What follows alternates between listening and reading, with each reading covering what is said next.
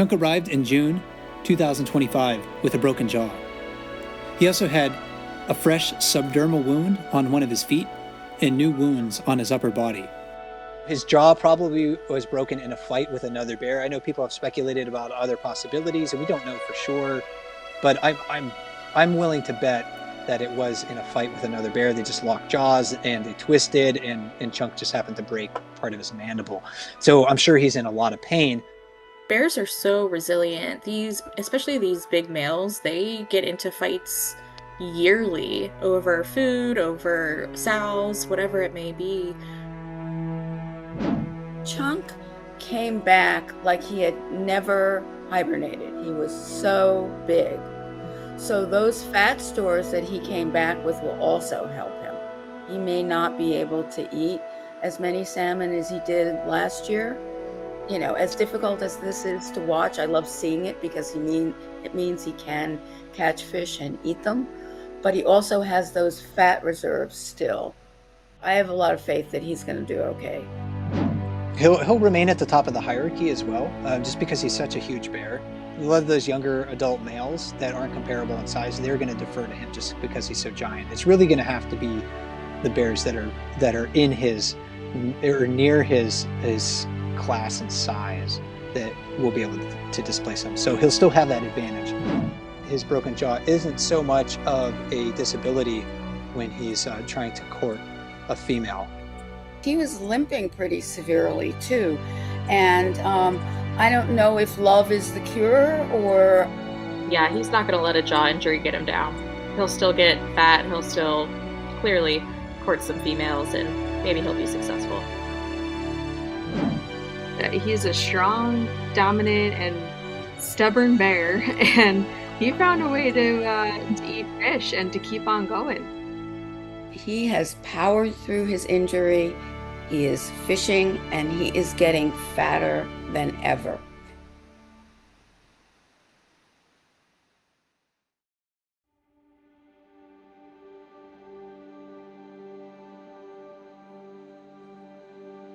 This year, he's asserting his dominance, and he's doing it very, very purposefully. He has grown in size, but I think it's a really good example how a younger adult bear can assert dominance, even when he's only 8 years old. And you can tell the mood of these bears by looking at their postures, their ear positions. Again, the 230 on the right, he's standing. He's trying to make himself look bigger, but his ears are held back against his head. That means he's feeling defensive. Meanwhile, number 164 on the left, he's becoming a really big guy for his age. It's not like 164 is, trying to vie for a better fishing spot. I don't know if that other bear in the scene was a female and he's like, oh no, I want that female or something like that. But it really was just him testing his dominance, see if he can overpower other bears. He is definitely trying to throw his weight around, but he also has that opportunity because bears who are essentially more dominant and bigger than he is are kind of out of the picture. We haven't seen 747 or 856 yet. Poor Chunk. He's quite injured, so he's not in the mix. They can express dominance no matter their age, essentially. It's just, if they experience the right circumstance in that moment, then they can be the dominant bear in that moment. Once bears learn that you're assertive, that you're tough, that you're not to be messed with, then those big dominant bears have this advantage of being basically to go wherever they want, whenever they want.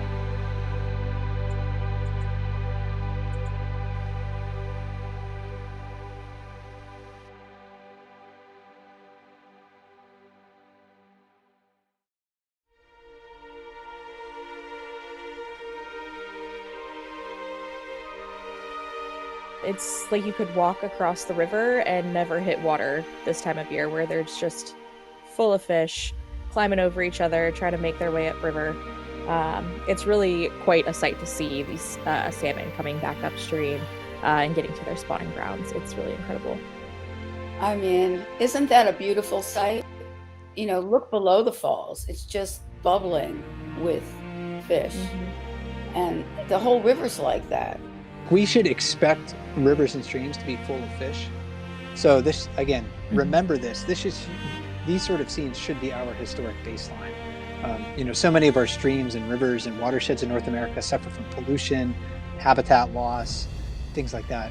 And that means that fish populations suffer. But there are no dams. There's no major water diversion projects, or really any water diversion projects in the Bristol Bay area. This is wild salmon, wild watersheds, no farmed fish in this area either. It's almost counterintuitive that when there are super high abundance of fish like this, we see fewer bears fishing at Brooks Falls. One reason is that they can fish anywhere in the river now, and a lot of bears who are lower in the hierarchy don't want to come to the falls because they don't have to compete as much when they're on the lower river. The other thing is they're getting their fill. The strong run this year, it bodes well for the near future.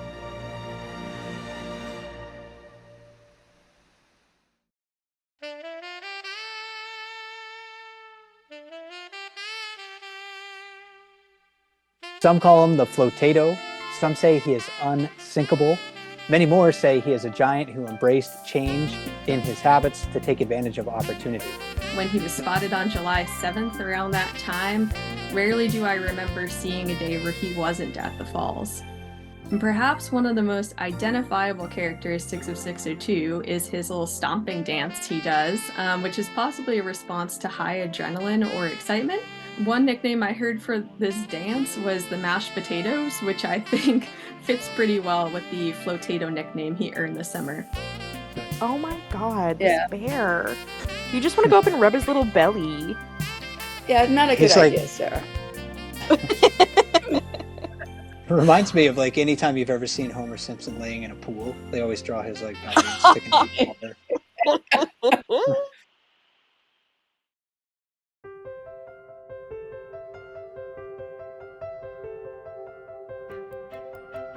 The bear activity has been fairly predictable. It's just a lot of eating and a lot of play. There is just so much salmon in the river right now that, there's still a hierarchy on the river, but we're just not seeing it in action, like vying for dominance and things like that, because the bears are just so well fed. Here are two very full bears, very happily playing. 32 Chunk last year was just Mr. Dominant. You just wouldn't have seen him play. This to me speaks of the health of the ecosystem and the health of these bears. Play is super important, not only at the developmental stages, but also when bears are older, because that's how they learn in order to move up the hierarchy and things like that.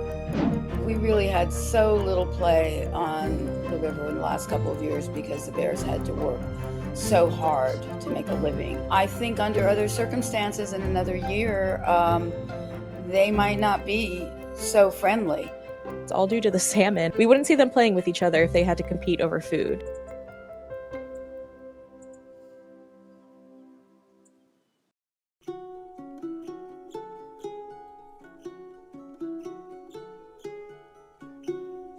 Fat Bear Week is a celebration of the ecosystems in Katmai National Park. Fat bears are an indicator of healthy ecosystems, so we're here to celebrate all of the hard work that the fat bears have done throughout the season.